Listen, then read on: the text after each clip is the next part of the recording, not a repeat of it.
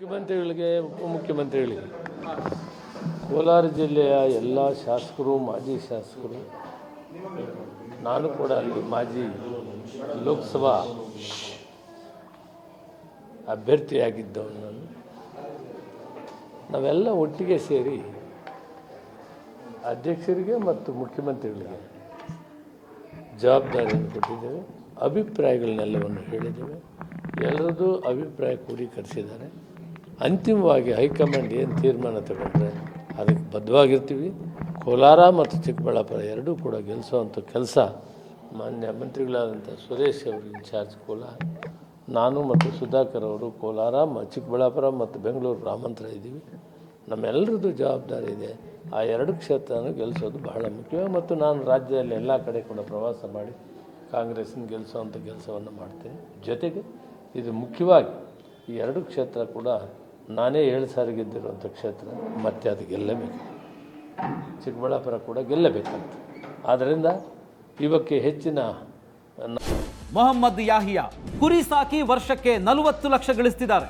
ನೀವು ಕೂಡ ಅವರಿಂದ ಕಲಿಬೇಕಾ? ಅವ್ರ ಜೊತೆ ವಿಡಿಯೋ ಕಾಲ್ನಲ್ಲಿ ಮಾತಾಡಬೇಕಾ? ಈಗಲೇ ಫ್ರೀಡಮ್ ಆ್ಯಪ್ ಡೌನ್ಲೋಡ್ ಮಾಡಿ. ನಾವು ಟೈಮನ್ನು ಕೊಟ್ಟು ಗೆಲ್ಲಿಸುವಂಥ ಏರ್ಪಾಟನ್ನು ಮಾಡ್ತೀವಿ. 7 ಬಾರಿ ಸಂಸದರಾಗಿರುವಂಥ KH ಮುನಿಯಪ್ಪರವರು, 2 ಬಾರಿ ಕೇಂದ್ರ ಸಚಿವರಾಗಿರುವಂಥ KH ಮುನಿಯಪ್ಪರವರು ತಮ್ಮ ಕ್ಷೇತ್ರದ ಟಿಕೆಟ್ ಅನ್ನ ಘೋಷಣೆ ಮಾಡಿಸಿಕೊಳ್ಳಲಿಕ್ಕೆ ಇಷ್ಟು ಕಷ್ಟಪಡಬೇಕಿತ್ತ? ಘೋಷಣೆ ಮಾಡೋದು ಅದೆಲ್ಲ ಹೈಕಮಾಂಡ್ ಇದೆ. ಮುಖ್ಯಮಂತ್ರಿಗಳಿದ್ದಾರೆ, ಅಧ್ಯಕ್ಷರಿದ್ದಾರೆ, ಉಪಮುಖ್ಯಮಂತ್ರಿಗಳು, ಇವರು ಒಟ್ಟಿಗೆ ಸೇರಿ ನಾವು ಅಭಿಪ್ರಾಯ ಹೇಳ್ತೀವಿ. ತೀರ್ಮಾನ ಅವರೇ ಕೊಡಬೇಕು. ಅವ್ರ ತೀರ್ಮಾನ ಏನು ಕೊಡ್ತಾರೆ ಅದಕ್ಕೆ ನಾವು ಬದ್ಧವಾಗಿದ್ದೀವಿ ಅಂತ ಒಂದು ಸಾರಿ ಹೇಳಿದ ಮೇಲೆ ಮತ್ತೆ ವಾಪಸ್ ಬರುವಂಥದ್ದಿಲ್ಲ.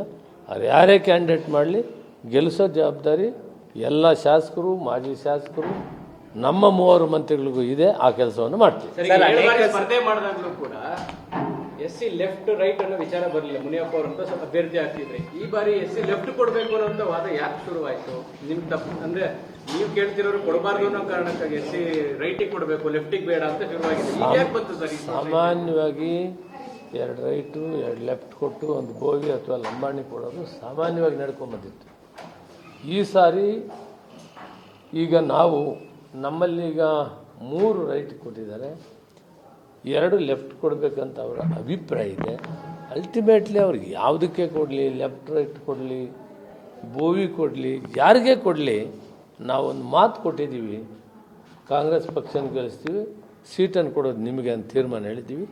ಆ ತೀರ್ಮಾನಕ್ಕೆ ಅವ್ರಿಗೆ ಯಾವತ್ತು ನಾವು ಆಥರೈಸ್ ಮಾಡಿದ್ದೀವೋ ಅವತ್ತಿನಿಂದ ನಾನೇನು ಹೇಳ್ತಾ ಇಲ್ಲ. ಅವರು ಕ್ಯಾಂಡಿಡೇಟ್ ಕೊಡಲಿ, ನಾವು ಗೆಲ್ಲಿಸ್ಕೊಡ್ತೀವಿ.